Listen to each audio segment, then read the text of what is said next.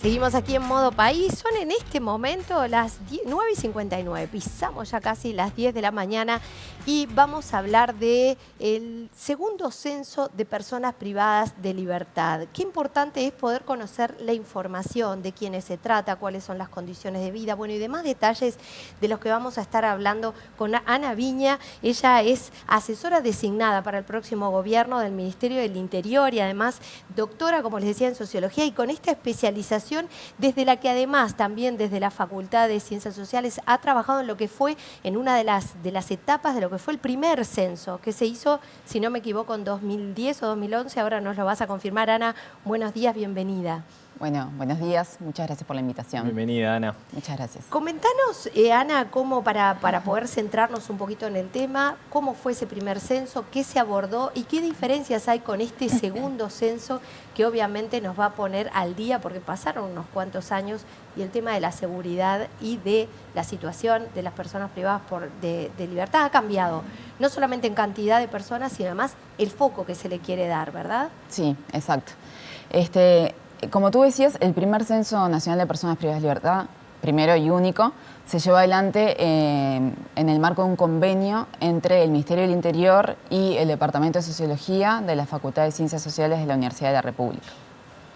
Ese censo tuvo algunas diferencias notorias con respecto a como tú decías, en primer lugar por el volumen de población, ¿no? Prácticamente duplicamos la población carcelaria en 15 años. Pero al mismo tiempo cambiaron sí, no solo los enfoques, las miradas que tenemos sobre el problema. Por ejemplo, por poner un ejemplo que parece tonto, pero que en realidad no lo es, ya la terminología con la cual nos referimos a la problemática ha cambiado, ¿no? En ese momento se hablaba de reclusos, ¿no? Estaba mucho más centrada la intervención penitenciaria en una lógica securitaria y custodial que ha ido cambiando a lo largo del tiempo. Por ejemplo, entre 2010 y 2020 tuvo lugar una reforma penitenciaria que, entre otras cosas, buscó impulsar una mirada centrada en derechos humanos. El término más técnico es población privada de libertad. Población privada de libertad. Entonces, este segundo censo es el segundo censo nacional de población privada de libertad. Y bueno, yo trabajé en esa primera instancia, trabajé en realidad a posteriori, en el año 2012, fui contratada por ONU Mujeres y la Mesa de Trabajo sobre Mujeres Privadas de Libertad para hacer un reprocesamiento del censo justamente desde una perspectiva de género y derechos humanos. Y ahora, 15 años después, el Departamento de Sociología de la Facultad de Ciencias Sociales de la Universidad de la República y el Ministerio del Interior vuelven a firmar un convenio para llevar adelante este segundo censo de población privada de libertad. Ahí ha cambiado, sí, el volumen de la población, ha cambiado las problemáticas, pero ha cambiado también la institución.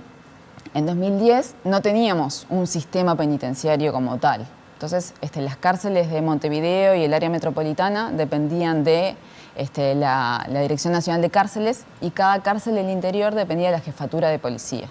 Entre 2010 y 2015, en 2010 se forma el Instituto Nacional de Rehabilitación como órgano rector del sistema y entre 2010 y 2015 van pasando todas las unidades penitenciarias a conformar este sistema. Y otro de los grandes cambios que hubo en este periodo, sobre todo entre 2015 y 2020, fue la conformación de un sistema de gestión carcelaria. También el Ministerio del Interior ha ido desarrollando sus sistemas de información. Entonces, hoy existen, que no existían en 2010, una base de datos con la información jurídica y legal de las personas que están privadas de libertad. Eso hace que este censo pueda aprovechar esa información que ya está disponible y pueda profundizar en otras temáticas más vinculadas al trato y el tratamiento penitenciario. Creo que uno de los temas interesantes, más allá del número y de un problema de base que son las más de 16.000 personas privadas de libertad, las más de 16.000 gente que está presa, me parece que pasa por los perfiles, ¿no? Porque vemos una diversidad de edades, de antecedentes socioeconómicos, de niveles de educación. Contanos un poco más sobre eso. Sí, en realidad la población penitenciaria está fuertemente concentrada en ciertos grupos poblacionales, ¿no? En términos sociodemográficos es una población básicamente masculina, más del 90% de la población, aproximadamente 92-93% de la población privada de libertad está compuesta por varones y es una población muy joven. aproximadamente el 70% tiene menos de 37 años. A mí lo que me llamó la atención es que vos en una de las declaraciones recientes dijiste que había cambiado esa población. Sí, digamos, en términos sociodemográficos por sexo y edad, más o menos se mantiene. Sí es verdad que en estos últimos años ha habido, así como ha aumentado muchísimo la población penitenciaria en general, el caso de las mujeres ha aumentado más todavía, entonces la proporción de mujeres ha aumentado en estos últimos años, producto, entre otras cosas, de algunos cambios normativos que tienden a penar con mayor dureza. Como el microtráfico. Exacto, algunos delitos donde las mujeres están sobrerepresentadas. Bien. Y ahí yo te voy a consultar un poquito sobre las políticas. Entiendo que este censo va a ayudar a tomar mejores políticas penitenciarias. Está en el centro del debate y de la conversación política, social, económica, de todo tipo, ¿verdad? Hasta productiva. Y yendo un poco a lo productivo, preguntarte si el censo va a poder abordar alguna información relativa a lo que es la posible inserción laboral de las personas que, estando la población que está privada de libertad, si teniendo determinado tipo de capacitación o si hay condiciones dadas, si va a poder abordar algo de esto que es tan importante, que tiene que ver con la rehabilitación, pero además qué pasa al salir de la cárcel, en donde el trabajo quizás es una de las vías de socialización y además de volver a la comunidad más validadas, ¿no? Sí, está bueno eso que planteas porque en realidad los pilares, digamos, de educación y de trabajo han sido históricamente puestos en el foco de lo que es la intervención penitenciaria, ¿no? Y se piensa en ellos como elementos básicos para una futura reinserción social. Sí va a tocar esos aspectos, pero lo que nos ha mostrado la evidencia a nivel internacional y también nacional es que hay otros elementos que también son fundamentales para poder reinsertarse socialmente, ¿no? Y que ese trabajo de reinserción tiene que comenzar justamente desde el adentro, no tiene que empezar una vez que la persona sale. Ahí tenemos como otros temas que no estaban no eran tan visibles capaz hace 15 años, el tema habitacional, ¿no? La cuestión del vínculo entre el sistema penitenciario y la situación de calle y cómo el sistema penitenciario también tiene que incorporar la dimensión de la vivienda como un elemento clave en la vivienda luego de la liberación y también todo lo que tiene que ver con la atención en salud. Y en particular salud mental y adicciones. Esos son otros dos pilares que tal vez hace algunos años no eran tan visibles como pilares básicos de un proceso de reinserción social y hoy tenemos clarísimo que las políticas penitenciarias tienen que ir más allá de la educación y el trabajo, que claramente son fundamentales, pero es muy difícil también mantener esos procesos de, por ejemplo, laborales. Si no se va a algo más de raíz. Exacto. Quizá esto está más en la superficie, pero hay que ir a raíces. A cuestiones más estructurales. Entonces sí, vamos digamos, el formulario del censo, que es importante también destacar que no es una propuesta, o sea, tomamos como base el formulario del censo 2010, hicimos modificaciones vinculadas a temáticas que tal vez no eran tan visibles en ese entonces o dimensiones de la vida social que hoy son básicas, como por ejemplo la ascendencia étnico-racial, la cuestión de la discapacidad y otras temáticas que no estaban contempladas en el primer censo. Y luego relevamos temas que tienen que ver con la procedencia de las personas que están privadas de libertad, los hogares en los cuales se criaron, los barrios en los cuales vivían, el tipo de familia que habían conformado previo al encarcelamiento. Y luego todo un módulo que tiene que ver con las condiciones de vida dentro de la privación de libertad, la participación en actividades, ahí están las actividades educativas, las actividades laborales. También ver aquellas personas que no participan de actividades, por qué motivos no lo hacen. Y también se pregunta sobre las expectativas a futuro, un poco retomando tu pregunta, ¿no? O sea, también se les pregunta en relación a cuáles son sus opiniones respecto a la utilidad, a la posible utilidad que las distintas actividades desarrolladas dentro de la prisión puedan tener para una vida a futuro. Ahora, vos fijate la cantidad de datos que nos entrega este censo, Ana, que bueno, por obvias razones se realiza de manera periódica, ¿no? A mí la gran duda que me genera es si no podemos cambiar el sistema, por lo menos en el corto plazo, para que cada persona que entra a la cárcel ya tenga como una especie de perfil diagramado y que hoy en tiempos de digitalización esto sea más sencillo. Digo, no hay forma de hacerlo así porque si vamos a estar realizando censos cada determinado plazo de tiempo y nos otorgan esta gran cantidad de información, bueno, sería quizás positivo tenerlo en periodos más cortos, ¿no? Sí, totalmente. En ese sentido se ha avanzado también. Como les decía, se puso en marcha el sistema de gestión carcelaria que por lo pronto tiene toda la información jurídica de las personas privadas de libertad. Eso ya es algo, un avance. Y después, a partir de 2017, 2018, se empezó a aplicar una encuesta de evaluación inicial que se aplica a cada persona cuando ingresa a la cárcel. Esa encuesta tiene como cometido justamente evaluar los perfiles de la población en función de sus factores de protección y sus factores de riesgo y poder eventualmente diseñar una intervención individualizada. Esa información aún no está digitalizada, ¿no? Entonces, justamente uno de los aportes de este censo es intentar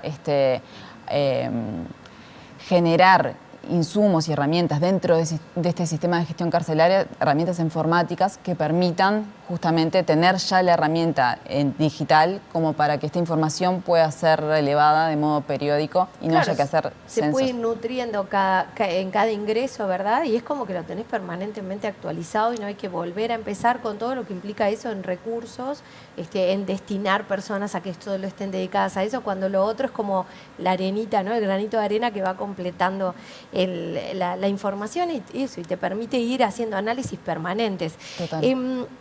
Voy a ir un poquito más allá del censo y es en este rol que vas a tener como asesora del Ministerio del Interior y en tu expertise de criminología, además de, por supuesto, de sociología.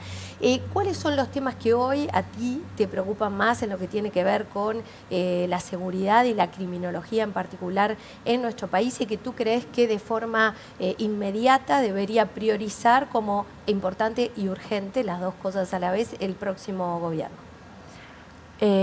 Bueno, en realidad está este tema de los niveles de violencia que está viviendo nuestra sociedad, que está íntimamente vinculada a la situación del sistema penitenciario, ¿no? Entonces, yo voy a estar más especializada en cuestiones carcelarias y lo que hemos visto es que la cárcel, contrario a lo que tal vez pensábamos hace un tiempo, que era un instrumento eficaz y adecuado para responder ante el problema de la criminalidad, se ha convertido en parte del problema, ¿no?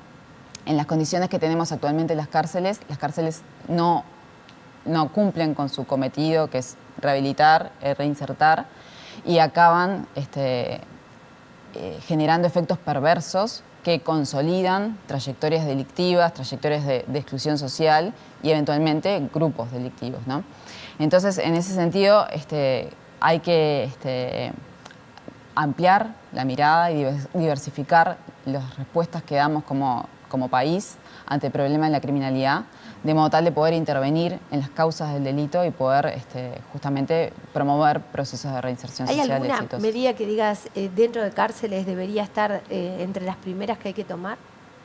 Bueno, hay muchas. Yo estuve trabajando durante este periodo a impulso del ministro Martinelli, con Diego Sanjurjo y apoyo del Banco Interamericano de Desarrollo en la elaboración de un libro blanco de estrategia de reforma penitenciaria que justamente esboza 9 líneas estratégicas sobre las cuales habría que trabajar para mejorar el sistema penitenciario y que efectivamente sirva para reducir los niveles de reincidencia, además de ir hacia el respeto de los derechos humanos de las personas que están sujetas a medidas penales. Y ahí eso, es importante racionalizar el uso de la prisión. Uruguay es el 8º país a nivel mundial con la mayor tasa de encarcelamiento. Tenemos una tasa de encarcelamiento que más que triplica la media global. Y eso hace que el sistema en sí mismo sea inviable. Y un poco lo que decíamos anteriormente, genere consecuencias totalmente contrarias a las que se busca, en términos de seguridad, no solo en términos de respeto de los derechos humanos. En ese marco hay que impulsar fuertemente las medidas alternativas a la prisión. Hay que fortalecer también la institucionalidad, o sea, la institucionalidad penitenciaria no tiene que estar centrada en el Ministerio del Interior con esta perspectiva custodial, sino que tiene que ser una política social, incorporar la dinámica, la dimensión de salud, la dimensión de educación, la dimensión laboral y demás.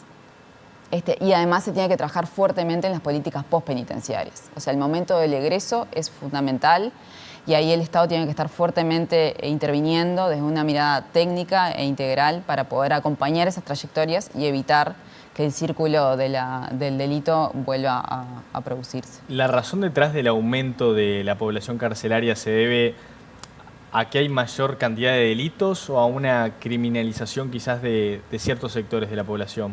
Bueno, hace poco el Ministerio del Interior empezó a divulgar cifras vinculadas a la población penitenciaria. Y es interesante ver, publicaron los datos según tipo de delito, y la cuarta parte de las personas que están presas en Uruguay hoy en día es por hurto. La otra cuarta parte está presa por delitos vinculados a estupefacientes. Son en ambos casos delitos que no utilizan la violencia y son motivados económicamente, ¿no? Entonces tenemos que ver también a qué tipo de perfil estamos mandando en las cárceles y las consecuencias que eso tiene en las trayectorias vitales, ¿no? Entonces tiene un poco que ver con las dos cosas. Ha aumentado la violencia, ha aumentado el delito, pero al mismo tiempo la respuesta que nosotros estamos dando genera esos efectos perversos que intensifican los niveles de violencia y consolidan eventualmente los grupos delictivos. Ana Viña, la verdad que nos ha quedado muy claro y por otra parte sabremos más de ti porque vamos a estar esperando a tu ingreso definitivamente allí como asesora del Ministerio del Interior y hay mucho para hablar en este tema, así que una vez que haya algunas definiciones ya tomadas, seguro te vamos a estar invitando nuevamente para que nos cuentes más. Bueno, muchísimas gracias por la invitación.